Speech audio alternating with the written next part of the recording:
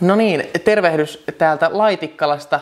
Mä oon tullut tänne jututtamaan musiikkineuvos Seppo Hovia sun elämään jollain tavalla vaikuttaneista käänteentekevistä kirjoista. Kiva, kun sain tulla. Tervetuloa, sitä paitsi sä oot kuisemassa. Kun me tultiin tänne mökille ensimmäisiä kertoja, niin multa kysyttiin, että missä teidän mökki on. Mä sanoin, että Pälkäneellä.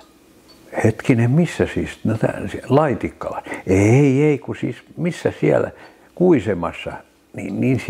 Niin Saksankärjessä. Siis me ollaan Saksankärjessä näin pienessä yhteisössä ja Laitikkalan kylässä, jees.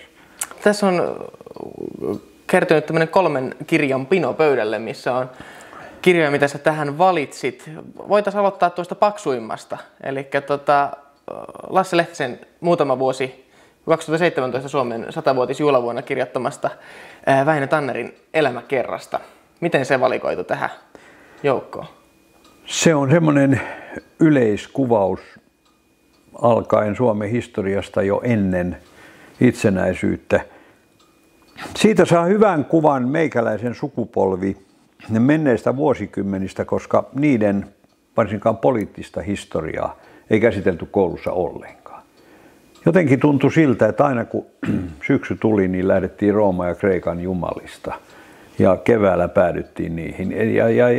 Tämä koko itsenäisyyden historia, saatika sitten sodan vuodet ja ne jälleenrakennuksen aika, joka oli silloin 60-luvun lukioaikoina ihan lähihistoriaa, niin se vaiettiin ilmeisesti ihan tieten. Mutta koskaan ei ehditty itsenäisen Suomen historiaa. Tämä valottaa hienosti sitä. Ja Lasse Lehtinen, joka aika lailla nuorena opiskelijapoliitikkona siinä taistolaispyörityksessä 70-luvun alussa asettui niin kuin Tannerin sielun elämän ja ideologian myötäiseen toimintaan, ja se ei oikein käynyt. Sosiaalidemokraatit etsivät silloin 70-luvulla paikkaa auringossa, ja siihen tarvittiin Neuvostoliiton suostumus.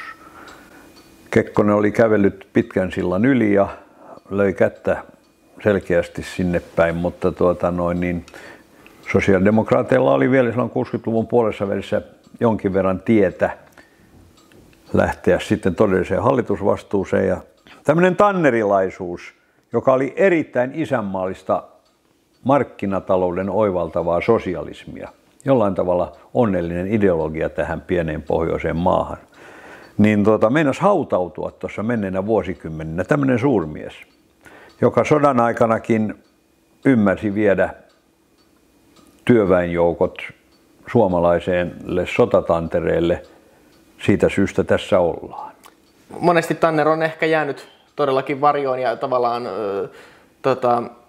tahallaankin sivuutettu. Johtuuko se siitä, että Tanner oli vasemmistolle liian oikeistolainen ja oikeistolle liian vasemmistolainen? Sekin on just näin. Ja sitten se, että se oli vasemmiston hajottaja, työväenporukan hajottaja, ja sen takia Neuvostoliitto inhosi sitä Vennamon ohessa enemmän kuin ketään muuta poliitikkoa 50-60-luvulla. No 20-30-luvun vahvat suomalaispoliitikot, kun sinne katsotaan, niin on Paasikiveä ja Tannerta ja Rytiä. Todella vahvoja, voi sanoa suuria suomalaisia, jotka on tavallaan ollut ehkä välttämättömiä nuorelle kansakunnalle, tai ehkä kansakunnalle, mutta nuorelle valtiolle siinä kohtaa. Mutta miten sä näet, syntyykö suuria suomalaisia enää? Niin. Tämmöinen yksilötason sankaruus politiikassa, niin on vaikeampi varmasti synnyttää kuin siihen aikaan. Tämä on niin tavattoman avointa, ja tämä yksi valtiomahti, eli tiedottajat, pitää huolen siitä, että heti jos meinaa tulla tämmöistä sankarinomaista myyttiä, siitä otetaan markkinointiarvo irti ja sen jälkeen ruvetaan etsimään, että hei, sinullahan on ollut luuranko kaapissa ja oikeasti hän on näin, ja taas rahastetaan sillä alaspainamisella. Tuohon aikaan vaiettiin niin monista henkilökohtaisista asioista, tuskin Tannerilla niitä pahemmin olikaan, hän keskittyi enemmän töihin, mutta oli omia bisneksiä. Ja annettiin sitten tämmöisten karismaattisten johtajien, jotka sai aikaan niin touhuta. Mutta toisaalta linnassahan Tannerkin istui pitkät ajat, että se oli taas järjestelmän kosto tälle neuvostovastaiselle työväestön jakajalle. Sen takia nämä on niin tärkeitä kirjata ylös. Suurmiehet ja suurnaiset on niin historian näkökulmasta aivan ohittamattomia, mutta myös sillä lailla kiehtovia, että kun maine persoonan päällä kasvaa niin suureksi, niin sitten on välillä vaikeaa saada siitä itse henkilöstä ja itse persoonasta sillä lailla kiinni. Sitten tulee niin kuin Citizen Kane elokuvassa palapeli, mikä ei ikinä valmistu, missä on aina sisäisiä ristiriitoja, että kuka tämä ihminen oikeasti oli. Kuinka tuo kirja sun mielestä valottaa se todellista persoonaa siellä kaiken alla? Teot puhuvat tämän kirjan myötä enemmän, ja musta se on just hienoa, että deeds are better than words, että jollain tavalla tänä päivänä käydään henkilön kautta aina kaikkeen kiinni, ja ei mikään muu kiinnosta, mikään muu metodi tuoda esiin jotain ideaa, asiaa, tärkeää tiedottamista kuin jonkun henkilön kautta ja henkilön palvontaa ja henkilön hahmon ja toiminnan muuttamista niin kuin rahaksi. Aivan.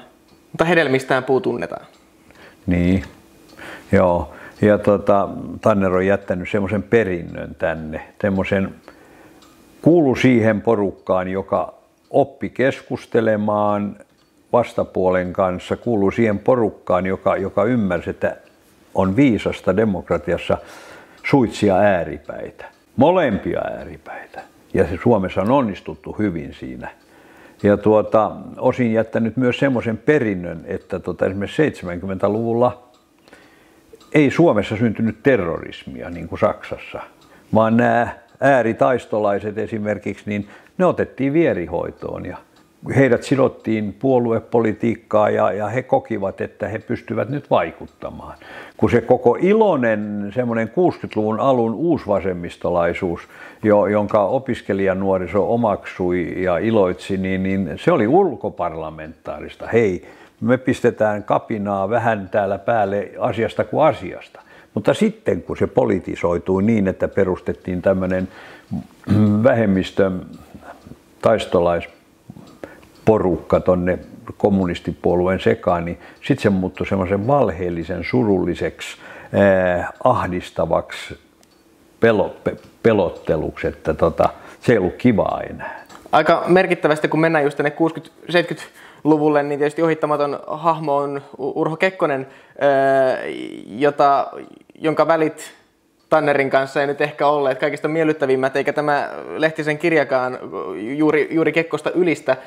Kiinnostaa tietää, kun sä oot kuitenkin nähnyt koko Kekkosen valtakauden, niin mitä ajatuksia sulle herää henkilöstä Urho Kekkonen? Mulla on opetettu, että ota aina hyvät asiat ensin. Niin Kekkonen nyt käytti tämän maan kauppapolitiikkaa, ehkä tämmöistä sosiaaliskulttuurista elämisen malliakin aina länteenpäin, kun se vaan oli mahdollista ja idästä annettiin vihreätä valoa. Ja huonoa on taas sitten, että kyllähän tämä, että viimeistään 58 yöpakkashallituksen myötä Urho Kekkonen presidenttinä antoi ulkovallan tulla Suomen sisäpolitiikkaa määräämään ja valitsemaan ja hyväksymään henkilöitä, joilla on niin kuin kompetenssi päästä hallitukseen. Kekkonen käytti ulkopoliittisia luomiaan, aika nöyristeleviäkin suhteita sisäpolitiikkaa ja ylipäänsä toimintaansa, ja se on se tuomittava. Ei välttämättä olisi tarvinnut noin pitkälle mennä. Ne puheet, joissa hän osin tuomitsi niin kuin sodan ja jollain tavalla sodan kiihkoilijat, kun tietää, että hän Pekka Peitsi nimimerkillä vielä 1941 syksyllä kirjoitti, että älkää surko, ne on vaan ryssiä, joita siellä tapetaan. Niin, juuri näin. Ja voi kuvitella, että Tannerilla ei ehkä mikään miellyttävin fiilis ole ollut vankilassa, kun on tiennyt, jonka puolustusministeri, oikeusministeri Kekkonen on sinne laittanut, kun tietää, mikä tausta siellä on ollut takana. Kyllä. Ja kun Tanner haudattiin, oli se 66, Kekkonen ei tullut hautajaan. Hän oli hiihtämässä. Koska 10 vuotta aikaisemmin, se oli vissi 67, niin 57, kun Risto Ryti haudattiin, sama vankilaporukkaa kuin Tanner, niin Puntila, poliittisen historian professori, puhui arkun ääressä ja sanoi, että jos katsotaan, että rakkaus isänmaata kohtaan on rikos, niin sitten on toimittu oikein, mutta jos näin ei ole, on tehty oikeusmurha. Ja sen jälkeen katsoi Kekkosta. Joo. Kun 10 vuotta sitten Tanner haudattiin, niin Kekkonen katsoi, että tämä nöyryytys ei ole paikallaan, koska Puntila silloinkin puhui. Voitaisiin siirtyä seuraavaan kirjaan, joka niin ikään vahvasti läpileikkaa suomalaista historiaa, mutta proosan keinoin. Eli Väinö Linnan Täällä Pohjantähden alla, osa 2, eikö niin? Osa 2 nimenomaan on se, minusta se, mulla on peruste siksi, miksi olen valinnut sen juuri tähän. Koska se osoittaa, että hyvin kirjoitetun, itse asiassa tässä tapauksessa ylivertaisen loistavasti suomalaistaan kirjoitetun kaunokirjallisen teoksen voima ajatuksen muokkaajana ja manipuloijana on niin valtava, että siinä se asettuu tutkitun historian, tieteellisesti tutkitun historian yläpuolelle kansan käsissä kuluessaan. Ja niin se on tavattoman sääli, näin ei saisi olla. Se on tänä päivänäkin pelottavaa, kaikki tämmöiset faktiokirjat, joissa niin kuin lähdetään siltä pohjalta, että jos ei asia ole totta, niin se on ainakin mahdollinen, ja jollei se ole mahdollinen, niin se on ainakin kirjailijan oikeus sitten, koska tämä on kaunokirja. Aina siltä osin se on kaunokirjallisuutta, kun ei ole lähteitä. Kun oma mielikuvitus laukkaa ja tulee hemmetin hienoja romaaneja. Mutta tämä on yhden pienen kylän, yhden sosiaaliluokan kuvaus nimenomaan heidän pään sisään mennen, koska sen Linna tunsi. Ja siinä annetaan ihan historiallista väärää tietoakin. Ja mun mielestä niin kuin se, että se yrittää olla tietokirja, historiankirja myös, siitä on todisteena se, että kun 70-luvun puolella Kekkonen hyvälle ystävälleen Väinö Linnalle, jotka molemmat sparrasivat toinen toisiaan. Se oli Kekkoselle valtava tuki, että tämmöinen uudeksi kansalliskirjailijaksi muotoutunut Väinö Linna asettuu julkisesti hyväksymään kaikki Kekkosen temput.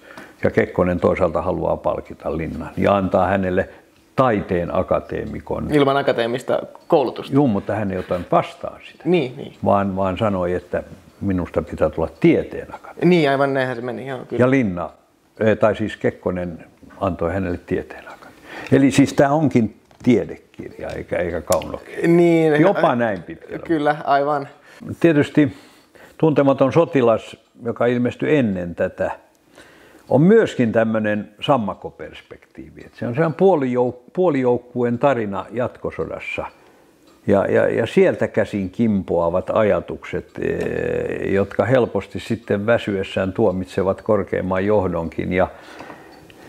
Mutta se on niin kuin myös jollain tavalla rehellisemmin se sotilaan tarina, se tuntemattoman sotilaan tarina, se rintamamiehen tarina, joka kaiken raadollisen näytelmän jälkeen tuli vielä lievästi hymyillen sieltä.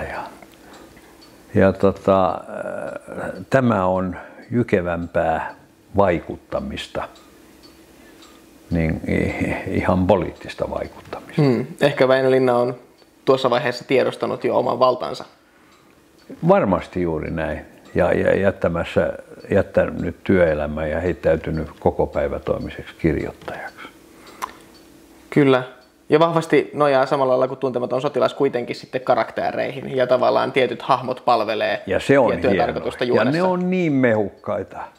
omine sanoineen ja murteineen, just se tuntemattoman sotilaankin, että se yksi Hietanen edustaa koko Varsinais-Suomen alikersantti-porukkaa ja vähän muitakin. Loistava kirjailija. T.S. Eliot on Shakespeareista sanonut, että niin suuren asiaan kuin Shakespeare ei voida koskaan suhtautua oikein tai ei voida koskaan ymmärtää oikein. Eli silloin on järkevää, että aina säännöllisin väliajoin vaihdetaan sitä tapaa, jolla olemme hänestä väärässä. Ehkä täällä Pohjantähden alla pätee jonkinlainen sama, että siinä on ollut aina jokaiselle vuosikymmenelle ja jokaiselle tulkinnalle ja suuntaukselle niin jotain pureksittavaa. Jokainen sukupolvi päivittää historian. Joku sanoo, että vähintään 2 kertaa ja sä olet juuri päivittämässä ensimmäistä kertaa ja menee parikymmentä vuotta, sä päivität sen toisen kerran. No sitten siirrytään Suomen maasta tuonne Britteihin. Dekkarisaran klassikoiden klassikko Agatha Christien eikä yksikään pelastunut. Joo. Mikäs tämän tausta on? Siinä ei ole mitään turhaa. Mennään koko ajan eteenpäin. Joka rivillä esitellään tapahtumia, syitä, seurauksia, olettamuksia ja tutustutetaan jokaiseen niistä 10 ihmisestä. Tuodaan pala palalta se ihminen kokonaiseksi, että kun ensimmäinen kuolee aika pian, niin häneenkin on jo pikkasen tutustuttu. Siinä ei myöskään ei hirveästi olla yhteiskunnallisia ja parantavia, mutta kuitenkin siis moraali on vahvasti mukana kulkemassa. Monelta osin niin kuin lieväkin väärinkäytös osoitetaan tässä rangaistavaksi. Eli perusjuoni on se, että 10 ihmistä kutsutaan saarelle ja sitten käy ilmi, että kaikki tulee siellä kuolemaan, kun siellä pieni sotilas aina on kaatunut tai rikkoutunut sen jälkeen, kun yksi on murhattu. Joo, asetelma on ihan nerokas ja niin kuin täydellinen suljetun huoneen mysteeri ilman kuitenkaan sitä yleensä pakollista salapoliisia tai etsivä hahmoa siellä, vaan kaikki tapahtumat toteutuu sisältä käsin ja todella niin kuin hämmentävällä tavalla. Voiko tässä paljastaa mitään? Niin, no sovitaan niin, että nyt paljastetaan, eli jos et ole kirjaa lukenut, niin kelaa jonkun verran eteenpäin tätä videota. Joo. Että kaikki kuolee siellä saarella, mutta tyyppi, joka viimeisenä kuolee, ei ole se, joka on tappanut muita ja joka on määrännyt tämän koko järjestelmän niin, että kaikki. Siitä huolimatta tämä on yksi heistä, joka on tämän kaiken takana. Kyllä. Ihan uskomaton, mahdoton yhtälö. Niin vaan toteutuu Neron myötä. Kyllä. Ja tuossahan on periaatteessa paljon sellaista, missä pikkasen niin kuin logiikka puhuu vähän vastaan, että ei tämä voisi tällä lailla mennä, mutta Christie saa sen niin kuin nerokkaalla kerronnalla uskottavaksi. Tämän tavallaan hänen tapansa kuljettaa sitä juontaa on hyvin niin kuin pragmatistinen ja se vaan niin kuin toimii. On just näin. Eikä tule semmoista tilannetta, tai mulla ainakaan tule koskaan, että on toi nyt, että onhan toi helppo kirjoittaa, mutta eihän se noin voi mennä, kun yhtäkkiä huomaat, että sehän voi mennä. Jos kaikki menee just kohdalle. Ja tuolla menee kuin Tali Ihantalan tykistö keskityksessä, kaikki osuu. Tämä alkuperäinen muoto, miten tämä ilmestyi vuonna 1940 Suomessa, jos muistan oikein, niin nimi oli eikä yksikään pelastunut. Oli. Mutta välissä sen nimi ehti pitkään olla, miten iso yleisö se varmaan muistaa, niin 10 pientä neekeripoikaa. Onko lukenut kumpana versiona? Molempina. Mutta mä mietin sitä, että minkä takia siinä joskus, olisiko se ollut 60-luvulla, keksittiin tämmöinen nimi sitten. Niin. Joo, ja tällä kielisosiologisesti tai ylipäätänsä sosiologisesti katsoen, niin jos huomataan, että laajeneva piiri porukoita käyttää jotain termiä halventaen, selkeästi ja yhdensuuntaisesti aina sanoo näin, tarkoittaen, että toi on jotenkin alimittainen, niin silloin pyritään välttämään sen sanan käyttöä ja hylätään se. Hyvä esimerkki on tämä sana neekeri. Mulle 50-luvulla pikkukundina kaikki mustat oli joko kovia pikajuoksijoita, loistavia nyrkkeilijöitä tai svengaavia jatsmuusikoita. Mikä tahansa musta ihminen ilmestyi mun näköpiiriini Linnanmäellä esiintyessään Delta Rhythm Boys tai Sanomalehden kuvassa, niin mulle tuli semmoinen ihaileva kunnioitus, että tuo on ylivertainen ihminen, kun se on musta. Siinä vaikuttaa hirveästi niin kuin sen kielen ja sen kielialueen historia myös ja semmoinen kolonialismin historia. Tässäkin itse asiassa monet kirjallisuustutkijat on senkin huomauttanut, että tämä loru tässä tai saaren nimi niin ei ole pelkästään niin kuin juonenkuljetusta varten, vaan tässä kirjassa ylipäätään ollaan jollain tavalla Englannin pimeiden puolien äärellä. Että tässä on jopa niin kuin tämmöisiä kolonialistisia teemoja, että sikäli se ei ole aivan yhdentekevä asia, että mikä se loru ja mikä se saari on. Käännöksen myötä se on saatettu meidän luettavaksi, jotka ei tiedetä brittien syvimmistä ajatuksista. Tässä tuli käytyä 3 kiinnostavaa kirjaa. Oli mukavaa keskustella. Kuin myös. Kiitos provosoivasta ja viisaasta johdattelusta. Kiitos itsellesi. Ja avoimet kirjahyllyt palaa taas jossain päin maailmaa johonkin kellonaikaan taas. Näkemisiin.